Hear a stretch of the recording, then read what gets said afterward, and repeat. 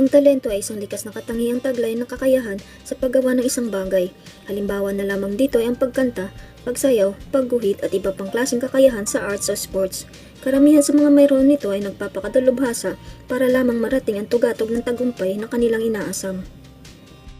Gayunpaman, mayroon pa rin mga taong may tuturing na may malulupit na talento, mga taong mayroong naiiba at pambihirang uri ng kakayahan, mga taong akala natin ay sa pelikula lang matutunghayan, mga taong may kahangahangang abilidad sa tunay na buhay.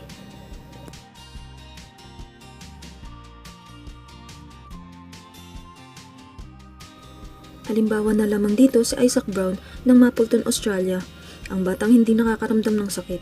Ayon sa ina nito, ang mga taon nang ito'y sanggol pa lamang ang tila bangungot na nakakatakot na karanasan. Basta na lamang ihuhulog ni Isaac ang kanyang sarili sa sahig at itatampal ang mukha sa mesa sa pag-aakalang ito ay nakakatuwang gawin. Nilalagay nito ang kamay sa mainit na kape nang hindi man lang natitinag. Nilagay din ito ang kamay sa nakabukas na oven burner at kahit nagtamo na ito ng malaking lapno sa kamay ay hindi man lang ito nakakitaan ng luha. Pinanganak si Isaac na may congenital insensitivity to pain o likas na walang pandama sa sakit. Kaya naman pinayuhan ng mga magulang nito na turuan kung paano makilala at mapapansin ang sakit. Alam ni Isaac na ang pagdurugo ay hindi maganda. Gayunpaman, hindi pa rin ito lubos na maintindihan ang magkakaibang pamantayan ng sakit. Kahit nang matapos itong mabalian ng buto sa baywang, sanhi ng pagkahulog nito sa isang playground equipment. Kalmado lang nitong ipinaalam sa mga magulang na tila may mali, pero hindi lang nito sigurado kung ano. Ayon sa ina nito, maaaring nakakaramdam ito ng sakit, pero ang sakit na ito para sa kanya ay mahigit 20 hanggang 30 beses sa maaari nating maramdaman. Ang British national na si Gary Turner ay isang 49 years old sideshow performer at stage performer na mas kilala sa pangalang Gary Stretch Turner. May kakayahan itong banatin ang kanyang balat na malayong magagawa ng pangkaraniwang katawan ng tao. Kaya nitong banatin ang balat sa liig pataas kung saan kaya niyang takpan ang buong bibig na hindi mo na makikita. Isa sa mga paborito nitong trick ay ang banatin ang balat nito sa tiyan para gawing isang maliit na mesa na pwedeng lagyan ng 3 bote ng beer. Sa edad na 4 na taong gulang ay batid na ni Gary ang kakayanan nito sa pagbanat. 13 taong gulang na ito nang malaman ang sanhi ng hindi pangkaraniwang kondisyon ng kanyang balat at ito ay tinatawag na Ehlers-Danlos syndrome. Gayunpaman, kinasangkapan nito ang kanyang kondisyon. Nakilala ito bilang circus performer, stage performer at extra sa pelikula. Ito din ang may hawak ng titulong Stretchiest Skin sa Guinness World Record nang banatin nito ang kanyang balat sa tiyan sa haba ng 6.25 inches. Maraming magagandang talento na pwedeng matutunan at pag-aralan, pero hindi kabilang dito ang pagiging contortionist. Dapat dito ay ipinanganak ka ng malagomang katawan. At sa libo-libong contortionist sa mundo, si Daniel Browning-Smith, isang American contortionist, ang naitalang most flexible man in the world. May kakayahan nitong i-dislocate at baluktutin ang kanyang mga braso at binti at paikutin ang kanyang katawan hanggang 180 degrees. Nagagawa nitong ilagay ang sarili sa maliit na kahon o kaya naman ay bag at kaya din itong itali ang kanyang mga braso at binti tulad ng isang lubid. Si Daniel ay may hawak na 7 titulo sa Guinness World Record at ito ay hindi lang isang contortionist. Si Daniel ay isa ding actor, TV host, comedian, sports entertainer at stuntman. Ang pagkababat ng matagal sa mga lugar na may napakalamig na hangin at tubig ay nakapagdudulot ng sakit para sa mga ordinaryong katawan ng tao. Subukang ilarawan sa isip ang normal temperature ng freezer sa refrigerator na may saklaw ng 34 hanggang 40 degrees Fahrenheit. At ihalimbawa natin ang tubig na may 32.5 degrees Fahrenheit o mas malamig pa. Ang ordinaryong katawan ng tao ay hindi kakayaning malagpasan o makaligtas ng higit sa 15 hanggang 45 minutes. Makakaranas ito ng panghihina sa unang 2 minuto, pagkabalda o kawalan ng lakas na kumilos bago mag-30 minuto hanggang sa ikamatay nito. Pero iba ang 60 years old Dutch na si Wim Hof, isang extreme athlete o isang sports person na may aktibidad na kinikilala bilang may mataas na antas ng panganib na kinasasangkutan. Si Wim Hof ay may kakayahang tumagal sa matinding lamig na temperatura. Ito ay may hawak ng 26 na Guinness World Record at kabilang dito ang pinakamalayong paglangoy sa ilalim ng yelo na may layo na 57.5 meters, pinakamahabang oras na pagkababad na direkta at lapat sa buong katawan ng yelo sa tagal na 1 oras at 53 minuto. Ito din ang may hawak ng fastest half marathon na nakayapak lamang at walang sapig sa paa sa tagal na 2 oras at 16 na minuto. Comfortable clothing, rubber sole climbing shoes, harness, chalk bag, helmet, rope, carabiner, nuts, tape slings, descenders at belay plates. Ito ang ilan sa mga kagamitan at safety gears na kailangan sa rock climbing, isang libangan na kinagiliwan ni Allen Robert mula pa noong ito ay 11 taong gulang pa lamang.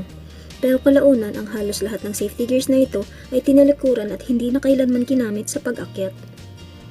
Si Allen Robert na isang 57 years old French urban climber ay kilala sa kanyang free solo climbing. Umaakyat ito sa matataas at matatayog na gusali na tanging gagamitan lamang ay ang bag na may choke at ang kanyang pares ng sapatos na pang-akyat.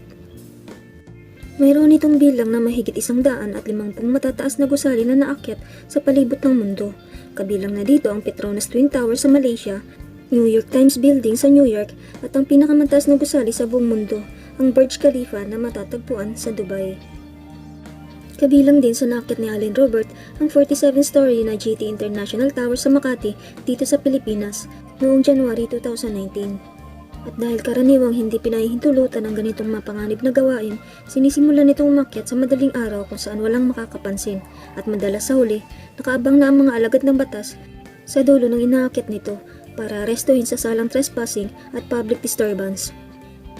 Mahigit 100 beses na rin itong naaresto sa dulo ng mga pag-akyat nito at maraming beses na rin nahulog at minsan na rin nakaumatos ng 5 araw at sinabihan na hindi na kailanman pwedeng umakyat pero syempre hindi niya ito sinunod. Si Isao Machi ay isang 46 years old Lido Master sa Kawanishi, Japan. At sa murang edad pa lamang ay natuto na ito ng pamamaraan sa espada. Sa kasalukuyan ay may hawak na itong 6 na titulo sa Guinness World Record at una itong nakilala ng makamta nitong record bilang Most Martial Arts Sword Cuts to One Mat kung saan nakatayo lamang ay isang nakarolyong banig nang walang anumang nakasuporta dito. Para may sagawa ng tama ang pagputol ay nangangailangan ito ng perpekto at labis-labis na bilis para hindi matumba ang banig. Gayunpaman, nagawa ni Isao na putulin ng 7 beses bago ito natumba at nakapagtamo ito ng kanyang record. Ito din ang may hawak ng record ng fastest 1,000 martial arts sword cuts kung saan nagawa nito ang 1,000 cuts sa mga nakarolyong banig sa loob lamang ng 36 minutes at 4 seconds. Sa madaling salita, mayroon nito isang putol sa bawat 2 segundo na tuloy-tuloy sa loob ng mahigit 30 minuto, isang katangian na lubhang kahanga-hanga. Dagdag mo pa dito ang record na fastest tennis ball cut by sword sa bilis na 16 km per hour at ang ginawang paghati sa BB pellet na nagmula sa isang airsoft gun gamit ang kanyang espada sa bilis na 158 km per hour.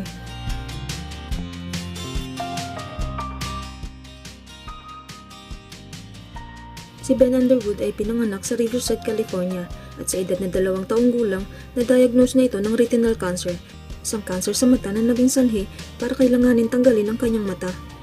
Sa edad na 3 taong gulang, si Ben Underwood ay wala ng paningin. Pero paano niya nagagawa makapaglaro ng video games? Magbike, mag-skating, umakyat ng puno, mag-basketball at iba pang bagay na ginagawa niya na para bang hindi siya nawala ng paningin. Sa edad na 5 taong gulang, natutunan ni Ben Underwood ang kakayahang tuklasin ang lugar at kinaroroonan ng mga bagay sa pamamagitan ng paglikha ng ingay gamit ang kanyang dila.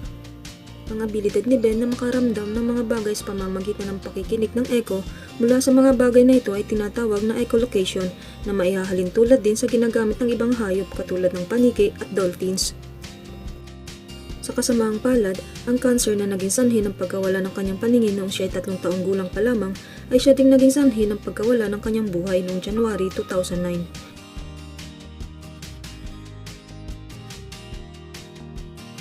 Si John Bramlett ay isang 49 years old blind painter na nakatira sa Denton, Texas.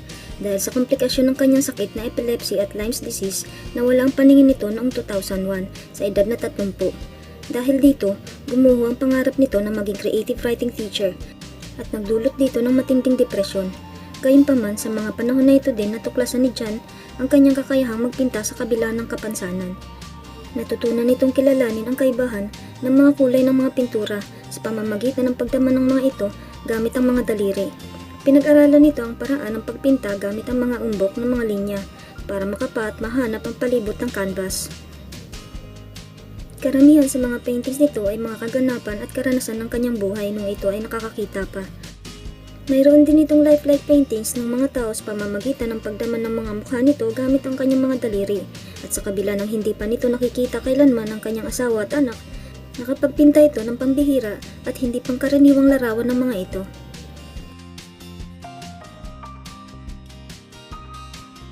Si Stephen Wiltshire ay pinanganak sa London noong April 24, 1974. Sa edad na 3 taong gulang, na-diagnose ito ng autism, isang mental disorder sa brain development at nervous system, na may hirap sa pakikisalamuha at kaibahan sa asal at pag-uugali. Si Stephen Wiltshire ay natuto lamang magsalita sa edad na 9 taong gulang, at ang unang 2 salita nito ay paper at pen. Nakilala ito sa kanyang abilidad sa pagguhit ng tanawin mula sa kanyang memorya. Mayroon itong partikular na talento sa pagdrawing ng eksakto at wastong paglalarawan ng mga lungsod, mga pook at lansangan matapos ng dagliang pagmamasid, at ang madalas na ginuguhit nito ay isang buong syudad mula sa kanyang memorya, base sa kanyang sandaling pagmamasid mula sa himpapawid sakay ng helicopter. Isa sa mga naiguhit nito ay ang 32.8 feet long panoramic memory drawing ng Tokyo na natapos nito sa loob lamang ng 7 araw. At ang pinakamahabang panoramic memory drawing nito ay ang 250 feet long drawing ng New York, at sa halos walang tigil na pagguhit ay natapos niya ito ng 5 araw.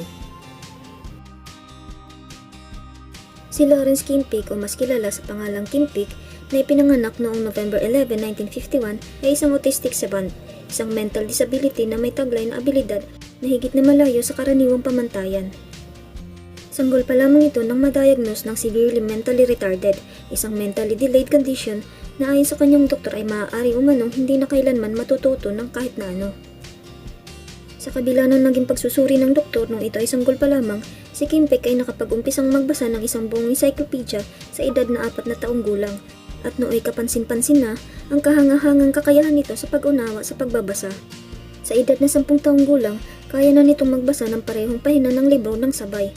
Sa isang pahina ay sa isa niyang mata, at sa kabilang pahina naman ay sa kabilang mata nito, at kayang tapusin ang parehong pahina sa loob lamang ng 10 segundo. Kaya din nitong basahin ang isang makapal na libro sa loob lamang ng 1 oras, at tandaan ang lahat ng ito. At dahil sa halos araw-araw na ginugugol nito sa library kasama ang kanyang ama, madali nitong natapos ang libu-libong libro, encyclopedia at mapa. Dahil sa kakayahan nitong mabilis makakuha ng impormasyon at alalahanin muli kung kinakailangan, si Kimpick ay naging living encyclopedia at walking GPS. Dahil sa kakayanan nito magbigay ng direksyon sa pagmamaneho. Who was the game-winning pitcher of Game 3 of the 1926 World Series? The Cardinals won it with Grover Cleveland Alexander. Alex, in British history, who was the only British Prime Minister to be assassinated? His name was Percival. I think it was sometime in the spring of 1812. Very good. Okay. I have so many things in me that you can't even guess them all. May kakayanan din ito sa calendar calculations, kung saan kaya nitong alamin kung anong araw ang kahit na anong petsa at taon na gusto mong malaman. December 9, 1995. It was a Saturday and this year it's a Friday. Yeah. When's your next Thanksgiving? God, I love him. Executed. October 29th, 1618. It was a Thursday. Si Kimpick na pumanaw na noong December 2009 sa edad na 58 sanhi ng heart attack ay naging inspirasyon ng karakter na ginampanan ni Dustin Hoffman sa isang pelikula noong 1988 na may pamagat na Rain Man, na kasing kahulugan ng autistic o mentally o socially impaired person. Kim